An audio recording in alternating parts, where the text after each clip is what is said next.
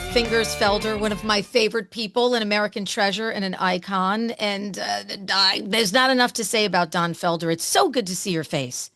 It's wonderful to be back talking to you. I can't wait to see you. I hope you can come to the show so I can give you a big hug and thank you for doing this for me. I always tell people, too, if they have not seen a Don Felder show, I don't know why you have not. I mean, because the show is incredible. You are so respectful of the legacy of the hits that you know people want to hear, but you still make it exciting and weave in some of the great things that you've worked on, the solo stuff. Heavy metal is there and your guitar solos. And the thing I always love about you is you just always make it a show. You always look like a rock star. You come out, you give that great performance. You know, you're the awesome front of house guy, and it just always works so well. And I think you've been a fine oiled machine over the years, and you're doing it now better than ever.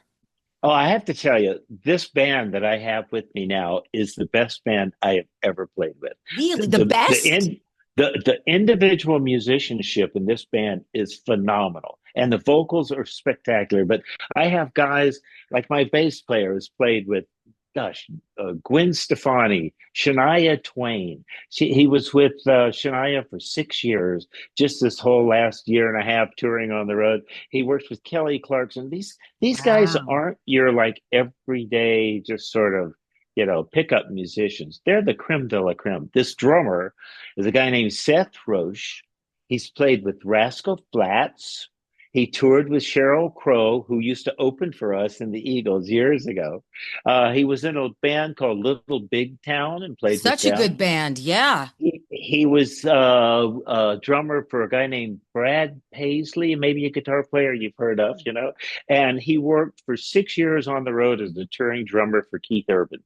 And Wow. he now works with Carrie Underwood when she's doing American Idol. He comes and works with me. And then when she's done with American Idol, he'll go back and work with. I've got a great guitar player, young guy. He's been with me over 10 years now, playing with me. He's played with Kid Rock, he plays with Kenny Chesney, and he plays with Tanya Tucker. These guys take these songs like you were talking about that are 40, some of them 50 years old, and the level of performance is spectacular. People go, oh, it's going to be the same old song.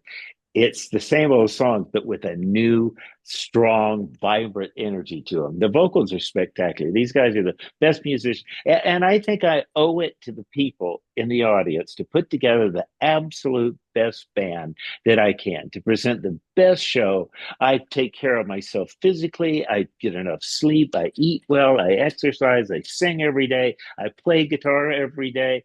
So when I walk out on stage, I want to present the absolute best I can do. Of course, you cannot stand next to Fingers Felder unless you are of an echelon of, like an amazing musician. I mean, come on, that's not the easiest thing to do. So these guys have to be incredible. Well, let's talk about, speaking of incredible, you've got this super cool collection out. It's called The Vault 50 Years of Music. It's a very summertime kind of feel for the music. And that's what your music and Eagles music has always reminded me of, not necessarily because I listen to it in the summertime, but it brings you back to a place in your mind. When you're a kid and you feel like summers as a kid. So I'm not really sure when I was listening to Hotel California or Victim of Love, but I know that that vibe reminds me of summer. And I get that essence with this great collection. Re-release demos, unreleased tracks, stuff that you kind of found. Talk to me about the vault. Okay. I lived out in Malibu for 29 years and went through five major fires. I had friends of mine whose houses burned down. One guy, his house burned down. He had an incredible collection of great old Les Pauls and antique Martin guitars. God. Another friend of mine had a studio burned to the ground. So finally, after the fifth fire, I went, I like it out here, but I think it's time for me to move out before I become one of the victims of a fire. So I pack up everything. I take my studio, my recording gear, my console, tape machines, everything in that studio I had in Malibu for so many years, and I just put it in storage in the year 2000 when I moved out of Malibu. After 20 something years, I moved into LA. I bought a house that I'm in right now that I bought from Seal, the singer. He had built a studio room, but when he moved out, he took all of his recording gear. So I said, "Well, I've got my recording gear, so I better go over to the locker and take a look at this stuff." This is about 4 or 5 years ago. And so I'll go open up this locker, and there's my old antique console and my old 24 track tape machine, stuff that people really don't use anymore. It's pretty much all digital Pro Tools and that sort of stuff. But I turn around and I see this box on the floor, and it's just full of cassettes, ADATs, CDs, and it's all the rough mixes that I had done over the years. I just thrown them in this box and put them in storage. So I said, I should bring that box back to my new digital studio. And before these things just dissolve like they do when they get old, let's transfer them over to Pro Tools at 96K, really high resolution. So we're sitting in there transferring these things because you usually get maybe 2 or 3 plays before the oxide just corrodes off the back. So we captured everything on the first play, and I thought, I remember that slide idea. That was a great idea. And I put a little check by it, right? Then I had recorded just a demo of me playing electric piano on this progression. It was a really beautiful progression. I said, star that. So I went through and started about 6 or 8 song ideas. When I first joined the band, Bernie Ledden told me, if you want to write songs for the Eagles, don't write lyrics and don't write melodies. Make music beds in a song structure, like an introduction, verse one, verse two, chorus, verse three, chorus, solo, chorus, chorus, chorus, right? And so just make music beds like that and then give them the music beds. And if they hear something they like, they'll write the lyrics for it. So I wound up producing probably 100 song ideas, and that when even we only got through a small part of these cassettes before we stopped and said, let's just take these songs that we've got now, these song ideas that are incomplete, and I'll just rebuild them from the ground up. I'll just have new players come in and take those ideas. Then I'll finish writing the lyrics, and I'll sing it. So we'd finish these rough ideas. Starting back in the very first song on the album is a song called Move On. Hmm. And it was a demo. The first thing I did when I joined the Eagles, I made that slide demo for them in 1974.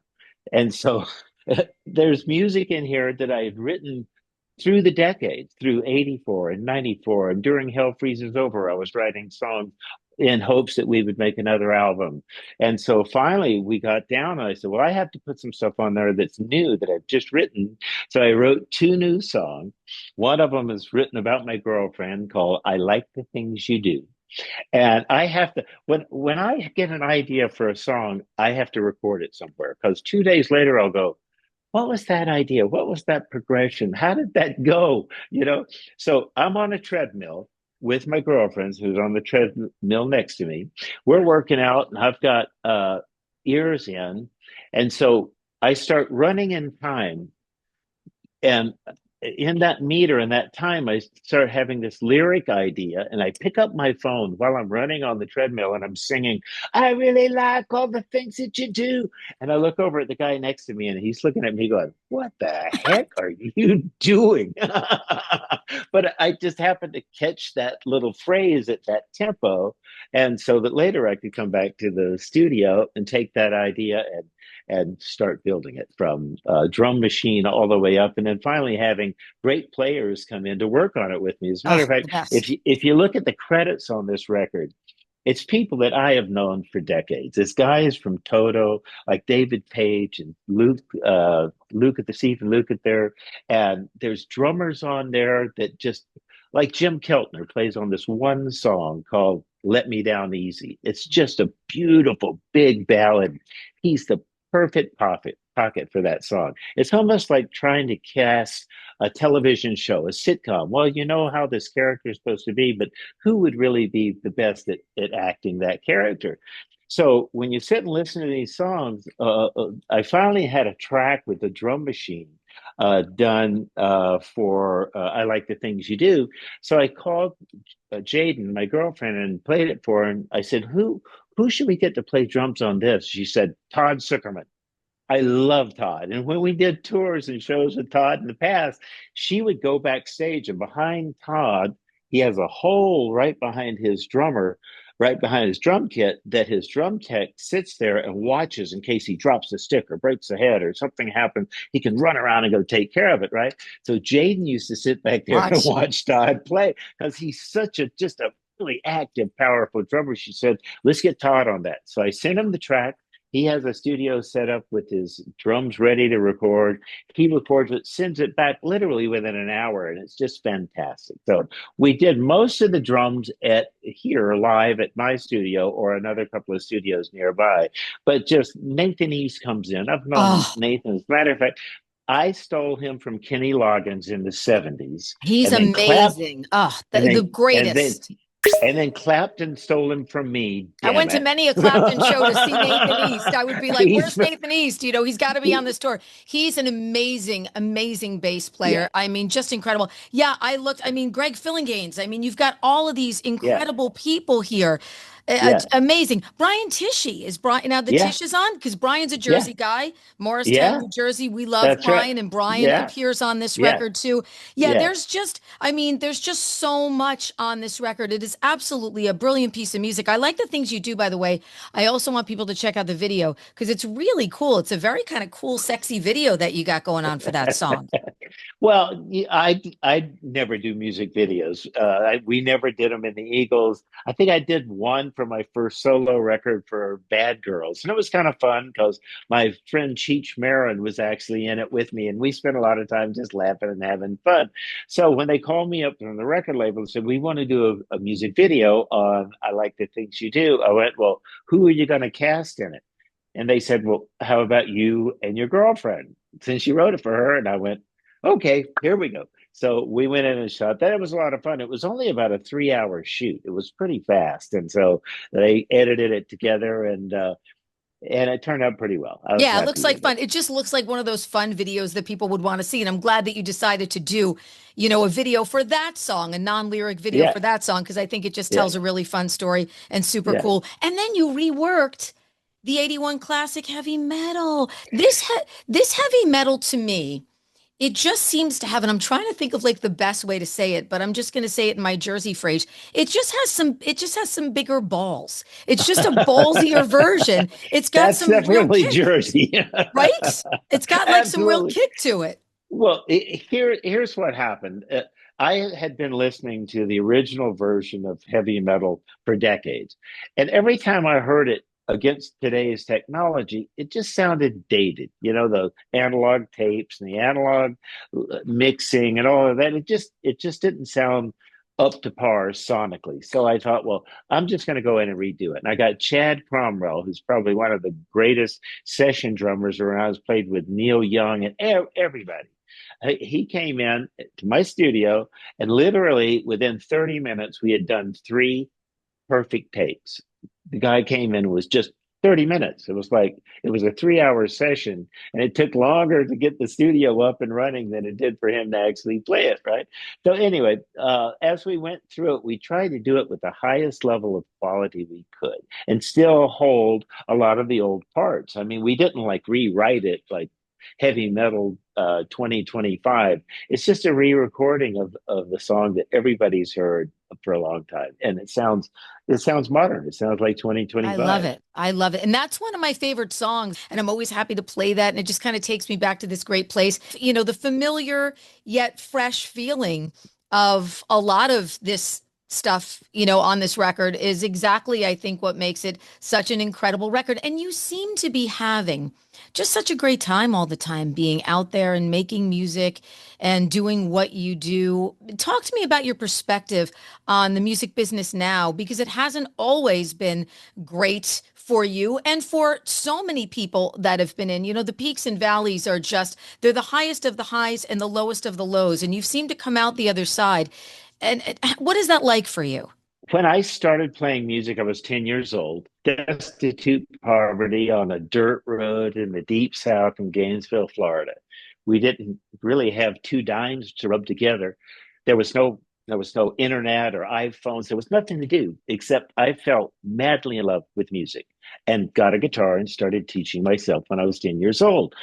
Before there was Grammys, before there were rock stars, except for maybe Elvis or something like that. But I didn't go into music for any other reason other than just being madly obsessed and in love with playing music. And that's what's driven me for the last 70 years. All the ups and downs, it doesn't matter.